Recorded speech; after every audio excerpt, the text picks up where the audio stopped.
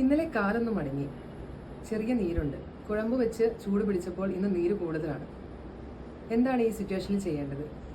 ഞാൻ ഡോക്ടർ അമലു Joy, jubilee mission medical കോളേജിലെ ortho വിഭാഗം അസിസ്റ്റന്റ് പ്രൊഫസറാണ്. നമുക്കുണ്ടാകുന്ന ഓരോ ഇഞ്ചുറിയും ചൂടാണോ തണുപ്പാണോ വെക്കേണ്ടതെന്ന സംശയം എപ്പോഴും ഉണ്ടാകാറുണ്ടോ? നമ്മുടെ ശരീരത്തിലെ ഒരു ഭാഗത്ത് ചൂട് വയ്ക്കുമ്പോൾ അവിടേക്കുള്ള ബ്ലഡ് സർക്കുലേഷൻ കൂടാനും അതുവഴി പേശികളുടെ വലിച്ചിൽ, മുറുക്കം ഇതെല്ലാം കുറയാനും ജോയിന്റുകളിലാണെങ്കിൽ അതിന്റെ സ്റ്റിഫ്നെസ് കുറയാനും കാരണമാകും.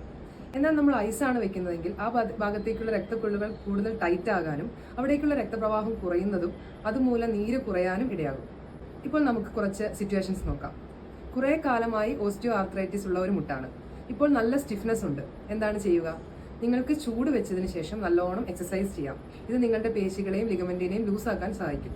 എന്നാൽ കുറേ കാലമായി ഓസ്റ്റിയോ ആർത്രൈറ്റിസ് ഉള്ള ഒരു മുട്ടിൽ ഇന്നലെ കുറേ ദൂരം നടന്നതിന് ശേഷം നല്ല നീരുണ്ട്, ചെറിയ വേദനയും അനുഭവപ്പെടുന്നുണ്ട്, അതിനോടൊപ്പം കുറച്ച് ചൂടും അനുഭവപ്പെടുന്നുണ്ട്. അങ്ങനെയാണെങ്കിൽ എന്ത് ചെയ്യാം? ഇപ്പോൾ നിങ്ങൾക്ക് ആവശ്യം ഐസ് പാക്ക് ആണ്. ഒരു തുണിയിൽ പൊതിഞ്ഞ് ഐസ് വെച്ച് കാലിന് റെസ്റ്റ് കൊടുക്കുകയാണ് വേണ്ടത്.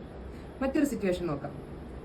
രാവിലെ എഴുന്നേറ്റു, ഭയങ്കര സ്റ്റിഫ്നെസ്, നിങ്ങളുടെ പേശികൾ, കഴുത്തിലെ മസിലുകൾ, ബാക്ക് ഇവയ്ക്കൊക്കെ നല്ല സ്റ്റിഫ്നെസ് തോന്നുന്നുണ്ടെങ്കിൽ അപ്പോൾ നിങ്ങൾ ചൂട് പിടിച്ച് എക്സസൈസ് ചെയ്യുകയാണ് വേണ്ടത്.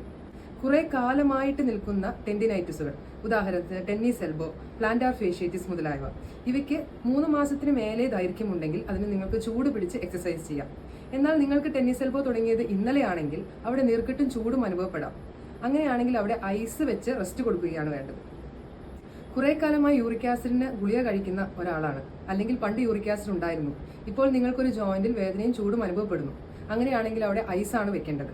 ഇന്നലെ നിങ്ങൾ നടന്നു പോകുമ്പോൾ കാലൊന്ന് മടങ്ങി, അല്ലെങ്കിൽ നിങ്ങൾ ഒരു സ്ഥലത്ത് വീണു, നിങ്ങളുടെ കയ്യിൽ ഒരു ചതവുണ്ടായി, ഇപ്പോൾ അവിടെ നീര് കെട്ടിയിട്ടുണ്ട്, ചുവന്ന് കല്ലിച്ചിട്ടുണ്ട്.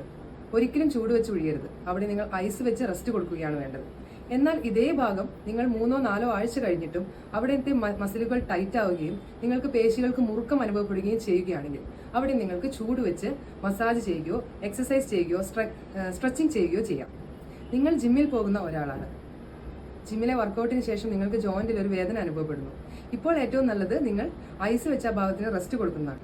നിങ്ങൾക്ക് ഇന്നലെ മസിലിനൊരു വലിച്ചിലുണ്ടായി, ഇപ്പോൾ മസിലിന്റെ ആ ഭാഗത്ത് വേദന അനുഭവപ്പെടുന്നു. ഇത് മസിൽ സോഴ്സ് അല്ലെങ്കിൽ മസിൽ പുൾ എന്ന് പറയും.